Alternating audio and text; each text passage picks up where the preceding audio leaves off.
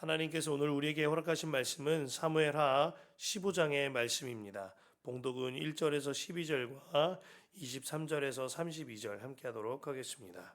사무엘하 15장 봉독은 1절에서 12절과 그리고 23절에서 32절까지 함께 하겠습니다. 그 뒤에 압살롬은 자기가 탈 수레와 말 여러匹를 마련하고 호위병도 50명이나 거느렸다. 그리고 압살롬은 아침마다 일찍 일어나서 성문으로 들어오는 길 가에 서 있곤 하였다. 그러다가 소송할 일이 있어서 판결을 받으려고 왕을 찾아오는 사람이 있으면 압살롬은 그를 불러서 어느 성에서 오셨냐고 묻고는 하였다. 그 사람이 자기의 소속 지파를 밝히면 압살롬은 그에게 듣고 보니 다 옳고 정당한 말이지만 그 사정을 대신 말해줄 사람이 왕에게는 없소 하고 말하였다. 압살롬은 늘 이런 식으로 말하곤 하였다. 더욱이 압살롬은 이런 말도 하였다. 누가 나를 이 나라와 재판관으로 세워주기만 하면 누구든지 소송 문제가 있을 때에 나를 찾아와서 판결을 받을 수가 있을 것이고 나는 그에게 공정한 판결을 내려줄 것이고 또 누가 가까이 와서 엎드려서 절을 하려고 하면 그는 손을 내밀어서 그를 일으켜 세우고 그의 뺨에 입을 맞추곤 하였다. 압살롬은 왕에게 판결을 받으려고 오는 모든 이스라엘 사람에게 이런 식으로 하였다. 압살롬은 이렇게 하여 이스라엘 사람의 마음을 사로잡았다. 이렇게 4해가 지났을 때에 압살롬이 왕에게 아뢰었다. 제가 주님께 서원한 것이 있으니 헤브론으로 내려가서 저의 서원을 이루게 하여 주십시오. 이 종이 시리아의 구술에 머물 때에 주님께서 저를 다시 예루살렘으로 돌려보내 주시기만 하시면 제가 헤브론으로 가서 주님께 왕 예배를 드리겠다고 서원을 하였습니다. 왕이 그에게 평안히 다녀오라고 허락하니 압살롬은 곧바로 헤브론으로 내려갔다. 그러나 압살롬은 이스라엘의 모든 지파에게 첩자들을 보내서 나팔 소리가 나거든 압살롬이 헤브론에서 왕이 되었다 하고 외치라고 하였다. 그때에 200명이 압살롬과 함께 예루살렘에서 헤브론으로 내려갔다. 그들은 손님으로 초청받을 것일 뿐이며 압살롬의 음모를 전혀 알지 못한 채로 그저 따라가기만 한 사람들이다. 압살롬은 또 사람을 보내어서 다윗의 참모이던 길로 사람 아히도벨을 그의 성읍인 길로에서 올라오라고 초청하였다. 아히도벨은 길로에서 정규적인 제사 일을 맡아보고 있었다. 이렇게 반란 세력이 점점 커지니 압살롬을 따르는 백성도 점점 더 많아졌다. 23절에서 32절입니다. 이렇게 해서 다윗의 부하들이 모두 그의 앞을 지나갈 때에 온 땅이 우르면 바다가 되었다. 왕이 기드론 시내를 건너가니 그의 부하도 모두 그의 앞을 지나서 광야 쪽으로 행군하였다. 그런데 그곳에는 하나님의 언약궤를 메고 온 모든 레위 사람과 함께 사독도 와 있었다. 그들은 거기에다가 하나님의 궤를 내려놓았다. 아비아달도 따라 올라와서 다윗의 부하가 도성에서 나와서 왕의 앞을 모두 지나갈 때까지 거기에 있었다. 그런 뒤에 왕이 사독에게 말하였다. 하나님은 궤를 다시 도성 안으로 옮기시오. 내가 주님께 은혜를 입으면 주님께서 나를 다시 돌려보내 주셔서 이 궤와 이 궤가 있는 곳을 다시 보게 하실 것이요. 그러나 주님께서 나를 싫다고 하시면 오직 주님께서 바라시는 대로 나에게서 이루시기를 빌 수밖에 없소. 왕이 또 제사장 사독에게 말하였다. 사독 제사장님께서는 선견자가 아니십니까? 성 안으로 평안하게 돌아가시길 바랍니다. 제사장께서는 아비아달 제사장과 함께 두 분의 아들 곧 제사장님의 아들 아히아마스와 아비아달 제사장의 아들 요나단을 데리고 가십시오. 두 분께서 나에게 소식을 보내올 때까지는 내가 광야의 나루터에서 머물고 있을 터이니 이 점을 명심하십시오.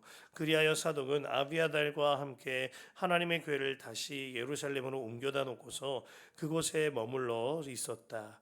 다윗은 올리브산 언덕으로 올라갔다. 그는 올라가면서 계속하여 울고 머리를 가리고 슬퍼하면서 맨발로 걸어서 갔다. 다윗과 함께 있는 백성들도 모두 머리를 가리고 울면서 언덕으로 올라갔다. 그때에 누가 다윗에게 압살롬과 함께 반역한 사람들 가운데는 아히도벨도 끼어 있다는 말을 전하자 다윗이 기도하였다. 주님, 부디 아히도벨의 계획이 어리석은 것이 되게 하여 주십시오. 다윗이 사람들이 하나님을 경배하는 산 꼭대기에 다다르니 아렉 사람 후세가 슬픔을 못 이겨서 겉옷을 찢고 머리에 흙을 뒤집어 쓴 채로 나아오면서 다윗을 맞았다. 아멘. 하나님의 말씀입니다. 주님 안에 참 좋은 화요일입니다. 오늘은 화요 중보 기도 모임이 오전 11시 본당에서 있겠습니다. 이 중보 기도 모임을 위하여 또 있는 자리에서도 기도해 주시길 바랍니다. 우리 교회의 엔진과 같은 일은, 심장과 같은 일은 기도이겠습니다. 이 기도가 우리를 살립니다. 함께 기도하시면 좋겠습니다. 그 암논을 죽이기 위하여서 2년 동안 계획하였던 압살롬은요, 이번에는 본인의 아버지인 다윗을 죽이기 위하여 4년 동안 치밀한 계획을 세웠습니다. 이를 위해 압살롬은 사람들에게 가장 먼저 본인에 대한 이미지 메이킹을 해 나아가죠. 1절에 보면 수레와 여러 필의 말을 이끌면서 호위병 50명과 함께 다니며 내가 이 나라의 차기 왕이 될 거야 라는 냄새를 풀풀 풍깁니다. 이미지 메이킹 하는 거예요. 그리고 두 번째로 압살롬이 행한 일은 사람들의 마음을 훔치는 일이었습니다. 6절 말씀인데요. 압살롬은 왕에게 판결을 받으려고 오는 모든 이스라엘 사람에게 이런 식으로 하였다. 압살롬은 이렇게 하여 이스라엘 사람의 마음을 사로잡았다 하였습니다. 세번역 성경에 사로잡았다라는 표현을 개역개정 성경은 훔쳤다라고 기록하지요. 그는 정말 사람들의 마음을 훔쳤어요. 매일 아침에 성문에 서 있으면서 왕에게 서운한 판결을 받아 서운한 마음이 있는 사람들에게 찾아가 이렇게 말합니다. 내가 듣고 보니 다 옳고 정당한 말이지만 그 사정을 대신 말해줄 사람이 왕에게는 없네. 4절 말씀해 보면 누가 나를 이 나라의 재판관으로 세워주기만 하면 누구든지 소송 문제가 있을 때 나를 찾아와서 판결을 받을 수가 있고 나는 그에게 공정한 판결을 내려줄 텐데 하면서 사람들을 안아주고 입맞춰줘요. 아주 비열한 방법으로 사람들을 이간질시키고 있는 거죠. 야, 당신을 위합니다. 왕 곁에는 그런 사람이 없네요. 웃으면서 참 아쉽네. 내가 왕이었더라면 이렇게는 안 할 텐데. 그 사람의 마음을 훔치거니와 왕의 이미지를 격추시키고 있는 겁니다. 미소를 띤 그의 얼굴에는 악한 내막이 숨어져 있는 거죠. 에덴 동산에서 하와에게 선악과를 건넸던 뱀의 생김새가 상당히 매력적이었을 거라고 쓴 글을 보았습니다. 이처럼 악한 역은요, 우리의 마음을 훔치고자 흉측한 모습이 아니라 매우 아름답고 멋있는 모습으로, 젠틀한 모습으로 다가서서 우리의 마음을 훔쳐 버린다는 겁니다. 2차 대전 때 히틀러에 대한 독일들의 지지율이 90% 이상이었다고 하지요. 히틀러는 유창한 연설과 이미지 메이킹으로 사람들의 마음을, 사람들의 환심을 샀습니다. 무너진 독일인들의 마음을 교묘하게 이용하여서 그들의 마음을 훔칠 법한 법안들을 통과시키고 유대인들에 대한 반발감을 사게 만들었지요. 패배의식에 젖어 있던 독일인들은 히틀러의 등장에 대하여 아름다운 머리를 가진 압살롬의 등장과 같이 여겼습니다. 그러나 그 길은 아름다워 보였지만 죽는 길이었죠. 압살롬이 그랬던 거예요. 압살롬은 긴 머리에 아주 아름다운 외모를 가진 자였습니다. 그런 압살롬이 마차와 마병과 호위병을 거느리고 다니면서 본인의 이미지 메이킹을 하고 있던 거예요. 사람들은 압살롬을 보면서 벌써 그 눈부터 사로잡혔을 겁니다. 그런 압살롬이 매일 아침마다 사람들의 마음을 들어주면서 내가 저 자리에 있었다면 그렇게 하진 않을 텐데 아쉽네. 아버지에겐 그런 사람이 없네. 이런 식으로 사람들 마음을 훔친 겁니다. 다윗이 모르는 사이에 이미 압살롬의 반역이 시작되고 있던 거죠. 그 기간이 4년 동안이었던 거예요.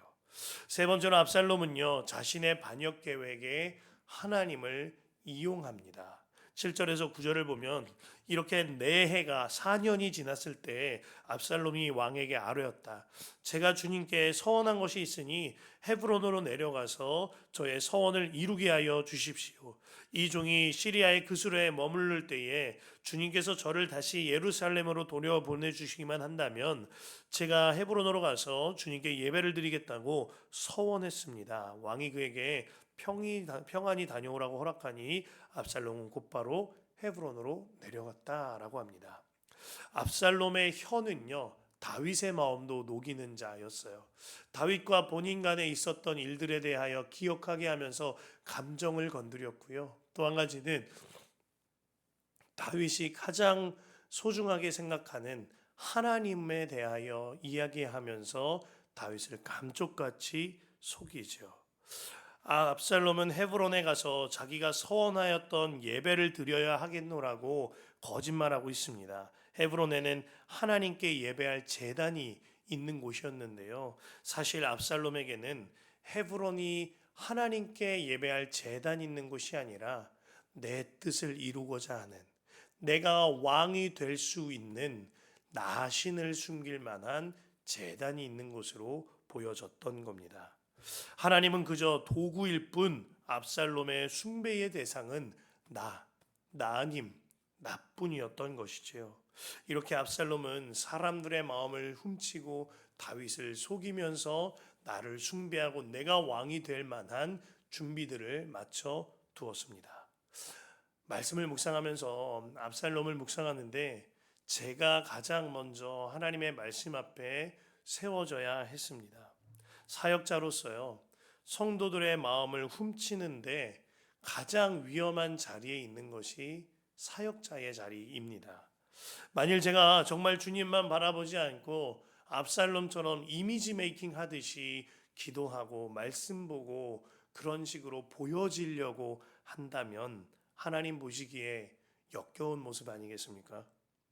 만일 제가 말씀대로 성도들을 인도하거나 성도들이 주님을 바라볼 수 있도록 인도하기보다 사람들이 나를 바라볼 수 있도록 내 사람 만들기 위하여 성도들에게 달콤한 말, 칭찬하는 말, 이런 말만 늘어놓으면서 성도들의 마음을 훔쳐버리고자 한다면, 하나님의 뜻보다 사람의 마음을 훔치고자 산다면 주님 편에서 이것은 반역하는 짓인 겁니다.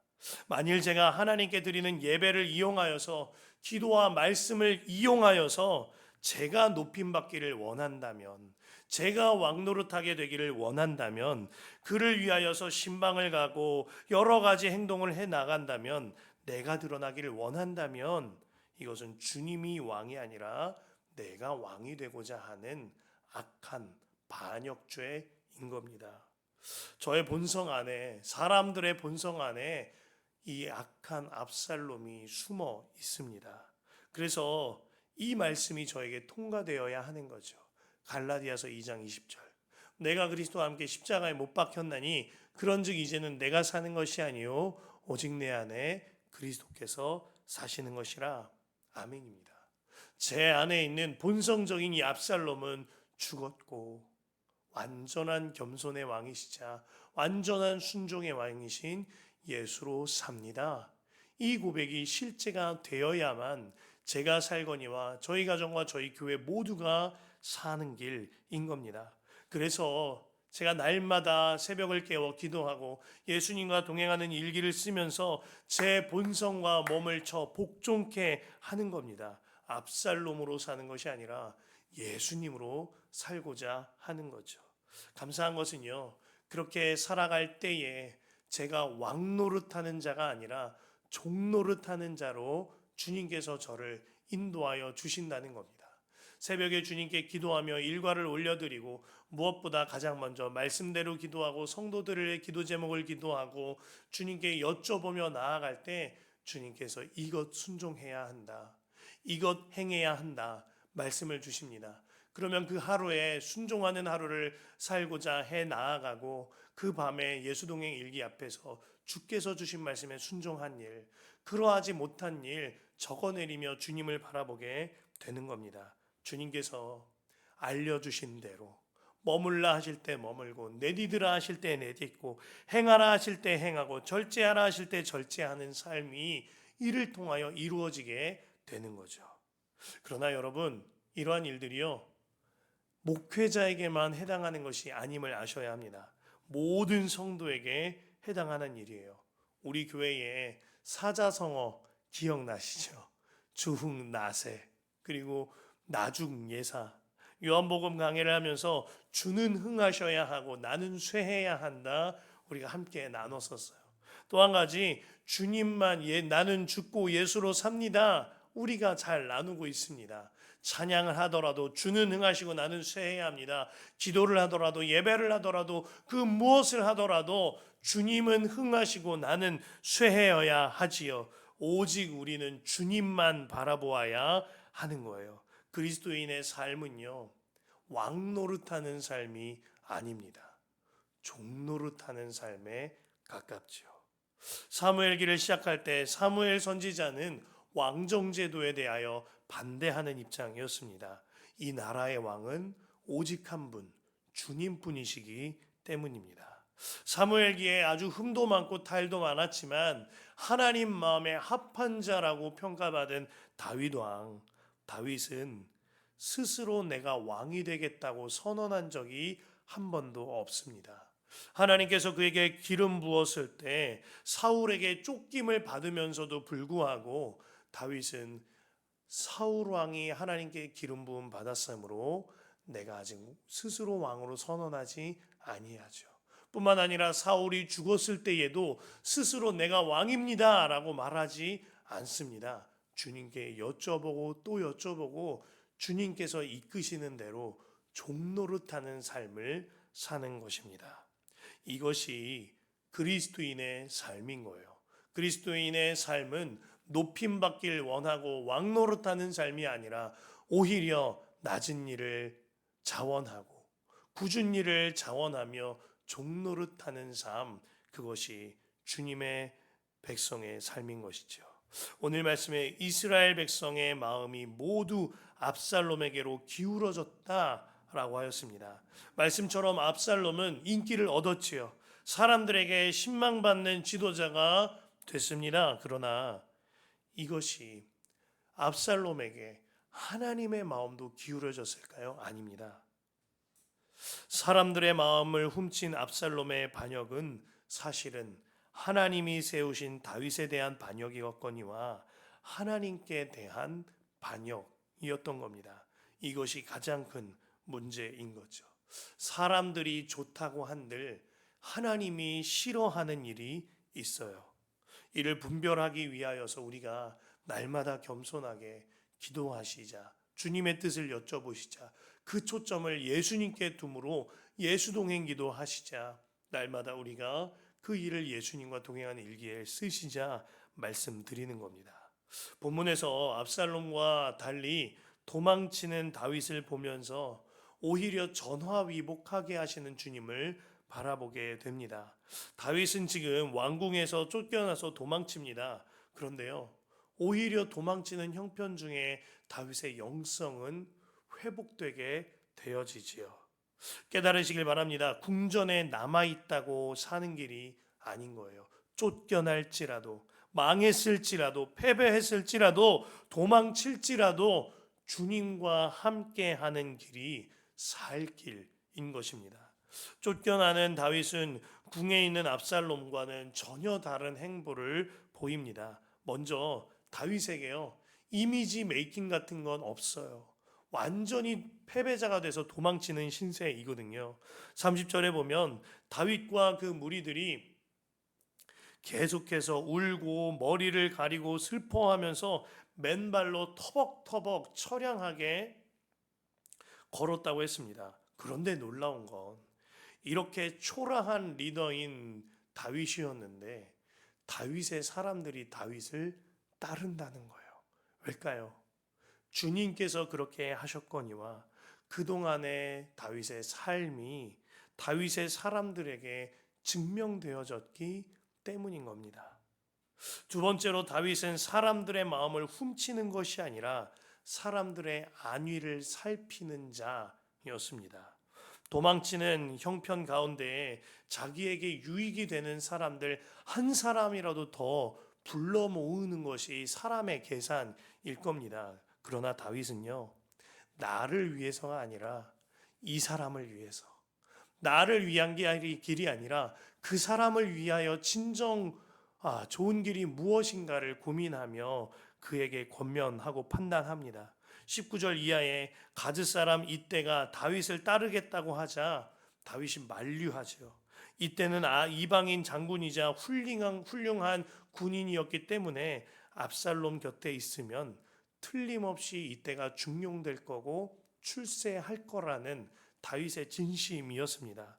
더구나 다윗에게는 아무런 힘도 없고 이때의 식솔들을 어떻게 먹여 살릴 방법도 없으니 그대의 식솔들을 위해서라도 예루살렘에 남으라고 다윗이 돌려보내고 있는 겁니다. 그러나 이때가 끝까지 완광하게 다윗을 따르겠노라고 말합니다. 두 사람 대화 속에서 쓰였던 주어는 주님이시요. 두 사람은 주님 안에서 신의 일을 지키며 서로가 서로를 위한 길로 향하고 있는 겁니다. 결국 이때와 다윗은 함께하게 되어져요. 이처럼 고난을 지나면서 다윗의 회복을 볼 수 있는 거예요. 이전에 죄의 유혹 앞에 다윗은요, 본인의 충신이었던 우리아를 죽였어요. 그런데 오늘 고난 앞에서 다윗은요, 과거 요나단과 지켰던 신의의 사람으로 회복되고 있는 것입니다.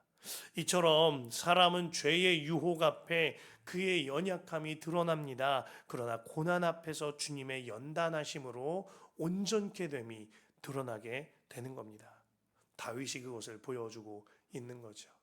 그러므로 여러분들 가운데에 고난을 지나고 있다면 회복의 기회로 삼으시기를 바라겠습니다. 세 번째로 다윗은요, 하나님을 이용하려는 것이 아니라 하나님과 동행하고자 하였습니다. 다윗의 피난길은 이때의 자녀들까지 따라 나선 든든한 피난길이었지만 그 길은 울음이 끊이지 않는 길이었습니다. 광야로 나서는 길이었죠. 그때 24절에 보면 모든 레위 사람과 사독이 하나님의 언약궤를 메고 다윗을 맞이합니다. 언약궤는 하나님의 임재를 의미하지요. 또한 언약궤가 다윗과 함께한다면 정치적인 명분과 상징적으로도 굉장한 의미가 있지 않겠습니까? 백성들이 보기에 언약궤가 압살롬과 있지 않고 다윗과 있는 것을 본다면 다윗이 영적인 지도자이구나라는 생각을 할 수 있을 법한 일입니다. 사독과 레위인들은 진심을 다하여 다윗을 돕고자 법궤를 가지고 왔던 거죠. 그런데요, 다윗은 이것을 거절해요. 그 이유가 25에서 26절입니다. 하나님의 궤를 다시 도성 안으로 옮기십시오. 내가 주님께 은혜를 입었으면 주님께서 나를 다시 돌려보내 주셔서 이 궤와 이 궤가 있는 곳을 다시 보게 하실 것이요.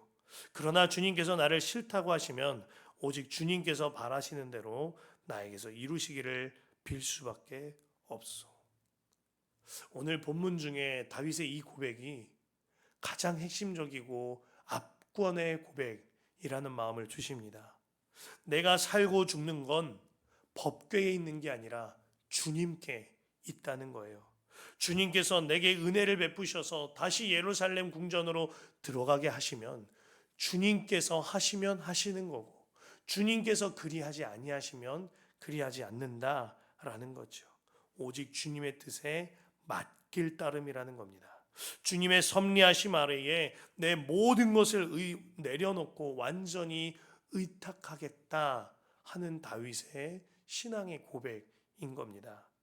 압살롬에게로부터 도망치던 오늘날의 이 본문에 썼던 다윗의 시편을 보면은요, 그가 이렇게 고백하지요. 시편 3편 4절에 내가 주님을 바라보며 소리 높여 부르짖을 때 주님께서는 그 거룩한 산에서 응답하여 주십니다. 3절 8절에 구원은 주님께만 있습니다. 주님의 백성에게 복을 내려 주십시오. 다윗은 아들에게 반역당하여 도망치고 있습니다. 궁전을 비롯한 후궁과 전 재산을 다 잃어버렸습니다. 그러나 다윗은 오직 주님만 바라보고 있는 거예요. 그러니 내 모든 삶을 주님께 의탁할 수 있던 거죠. 그 의탁하는 믿음이 무엇이지요? 그 방법 중 가장 강력한 것 중에 하나가 오늘 본문에 기록된 기도였습니다. 31절에 다윗의 가장 절친한 충신이자 이스라엘 전체에서 가장 지혜로웠던 책사인 아히도벨이 압살롬과 함께한다는 소식을 다윗이 듣게 되죠. 마음이 완전히 무너져 버렸습니다. 그런데 다윗이 할 수 있는 일은 아무것도 없는 거예요. 오직 한 가지, 주님을 바라보며 기도할 따름이었습니다. 31절이에요. 그때에 누가 다윗에게 압살롬과 함께 반역한 사람들 가운데는 아히도벨도 끼어 있다는 말을 전하자 다윗이 기도했다. 주님 부디 아히도벨의 계획이 어리석은 것이 되게 하여 주십시오.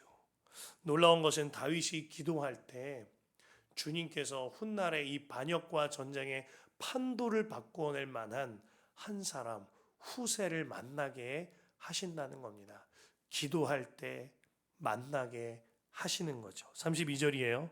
다윗이 사람들이 하나님을 경배하는 산꼭대기에 다다르니 아렉 사람 후세가 슬픔을 못 이겨서 겉옷을 찢고 머리에 흙을 뒤집어 쓴 채로 나오면서 다윗을 맞았다. 후세는 훗날에 이 전쟁이 다윗이 승리하게 하는데 결정적인 역할을 하게 되지요. 사랑하는 성도 여러분, 고린도후서 12장 10절 말씀에 내가 약한 그때에 강함이라 하였습니다. 환난이 오히려 약한 믿음을 강하게 회복시키는 것이지요. 환난 당할 때 더욱 주를 바라보게 되는 겁니다. 환난 당할 때 주를 더욱 의지하며 기도의 문이 열려지는 거예요. 특별히 저는 오늘 말씀 붙들고 기도하면서 내일부터 이어질 연합성회를 위해 함께 기도하시기를 바란다는 마음이 듭니다. 연합성회 가운데에 여러분들에게 이 기도의 문이 열려지고 주님을 바라보는 눈이 열려져서 약한 그때에 강하게 하시는 역사가 여러분들의 있기를 바라겠습니다. 그리하여 마음을 훔치려는 압살롬이 아니라 하나님 마음에 합하여 하나님과 동행하는 다윗으로, 더 나은 다윗이자 완전한 왕이신 예수로 살게 되시기를 간절히 축복합니다.